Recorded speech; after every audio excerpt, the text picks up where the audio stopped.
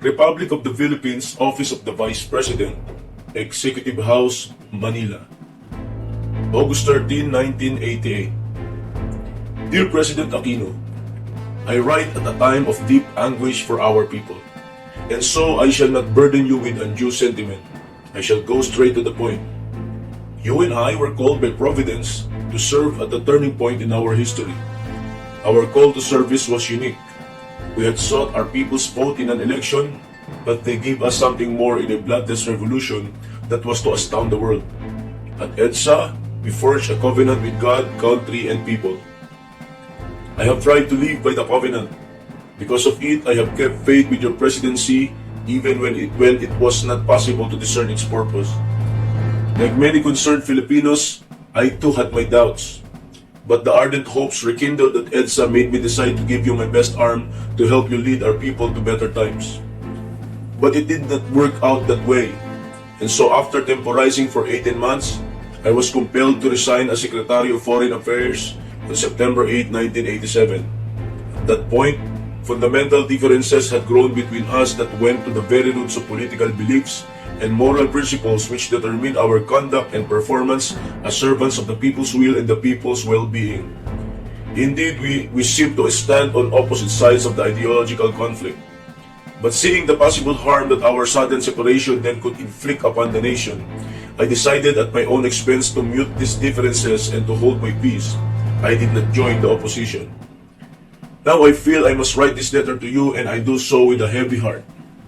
For you and I have gone through much hardship and danger, together in our lonely fight to restore democracy in our country, and there are feelings, thoughts, and memories that press for utterance. But the true state of the nation must be told. And the painful truth is that the nation has gone from bad to worse. While you choose to stand aside in the puerile hope that the problems would simply solve themselves, the new moral order to which we were solemnly committed has been perverted. It has become a haven for assassins and a den of thieves.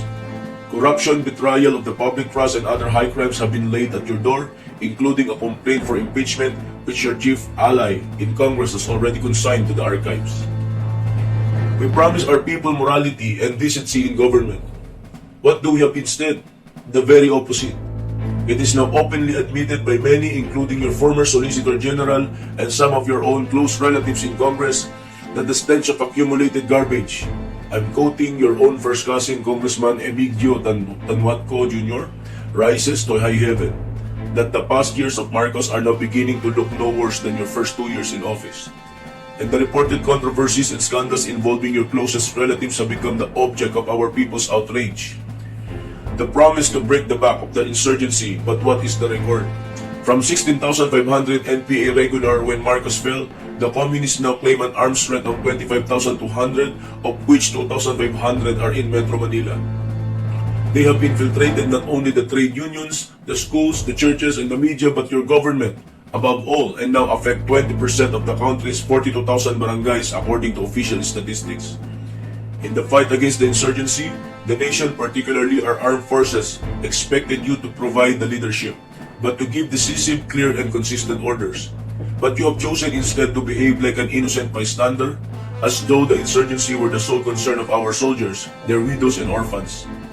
At the height of our people's euphoria in 1986, very few dared to question your unilateral decision to release the communist detainees, declare a ceasefire, and hold peace talks with the National Democratic Front. But it has since become clear that these unilateral acts of yours have provided the biggest boon to the communist revolutionary movement. Yet in your speech before the International Labor Organization in Geneva last June, you singled out as one of your most important achievements your freeing of the communist detainees, with special emphasis on Jose Maria Sison, founder of the Communist Party of the Philippines. In your recent State of the Nation address, you told our people that you have already broken the back of the insurgency. The truth is that the peace and order situation is much worse today than when you came into office. It is now the #1 problem of the nation. From city to countryside, anarchy has spread.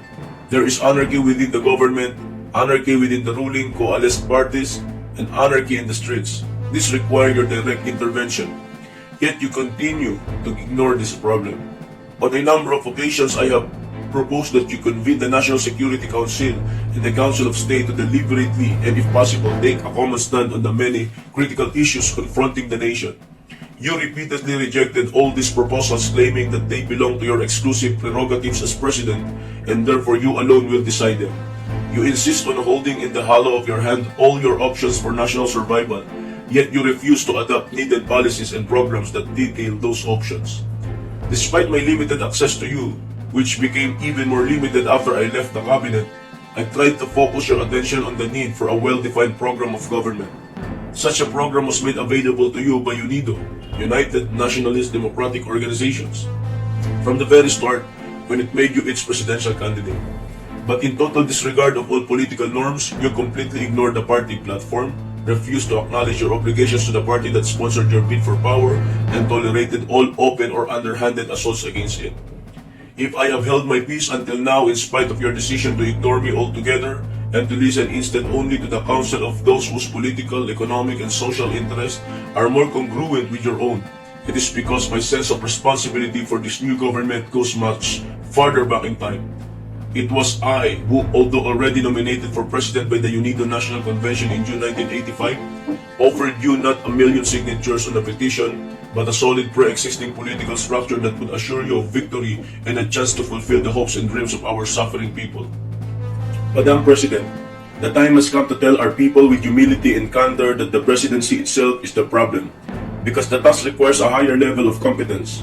In the face of the advancing communist insurgency, the breakdown of law and order, the resurgence of widespread corruption, the paralyzation of the political will, and the growing desperation of our people, we need the redemptive powers of an effective leadership. We need a leadership that does not only preach boldly, but sternly and courageously enforces public order and public morality, a leadership that can swiftly and decisively effect needed reforms without regard to the toll levied upon one's popularity.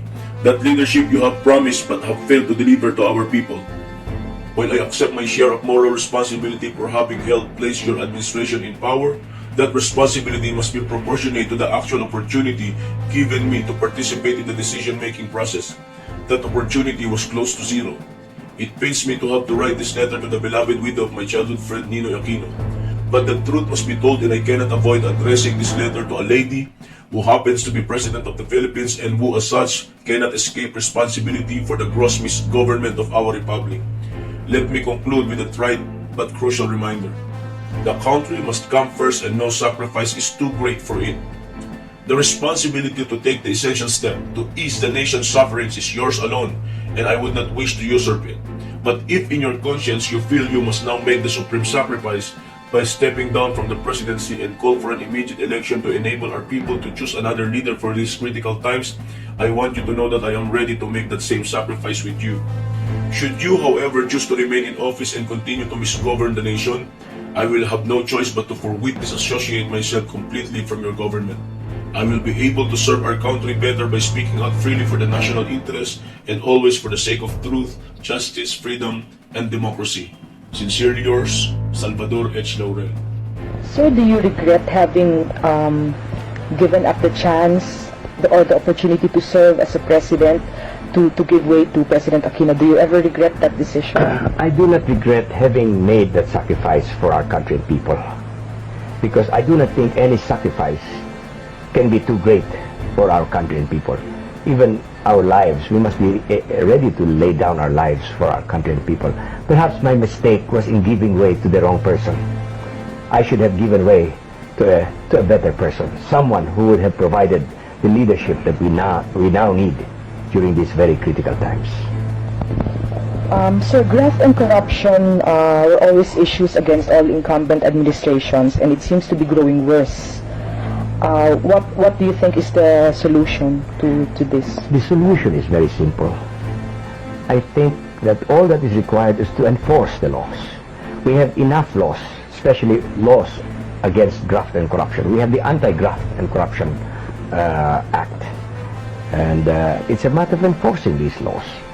The President is the one duty-bound under the Constitution to faithfully execute these laws. When President Aquino was elected, she took an oath to faithfully execute the laws, which includes the laws on graft and corruption. But these laws on graft and corruption have not been enforced. And it's a matter of enforcement. Until now, we haven't seen any big fish sent to jail.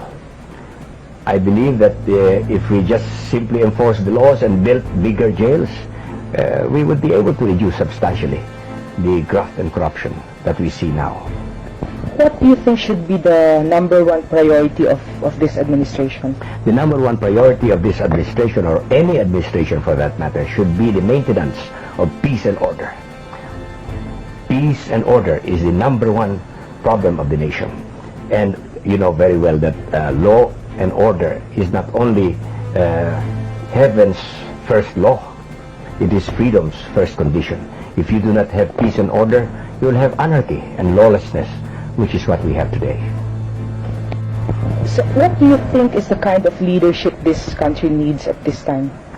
This country needs at this time a strong leadership, because we are going through very critical times, and we need a crisis leader, a leader capable of making hard decisions, a leader who is not content with just making popular decisions, but hard decisions, decisions that are required by the circumstances.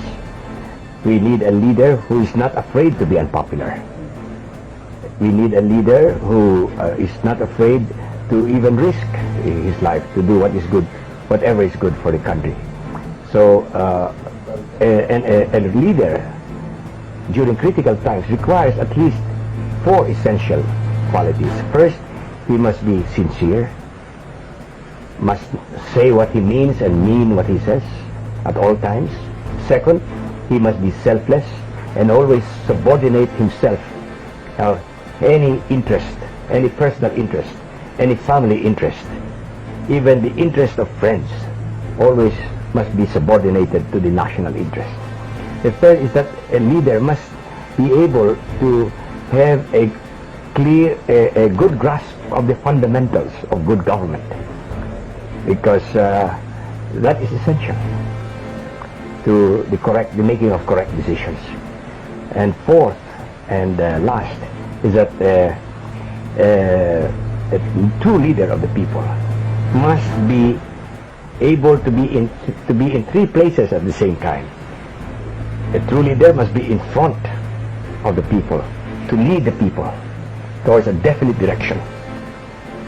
He must also be beside the people, so that he can feel their pulse and suffer with them, and even laugh with them.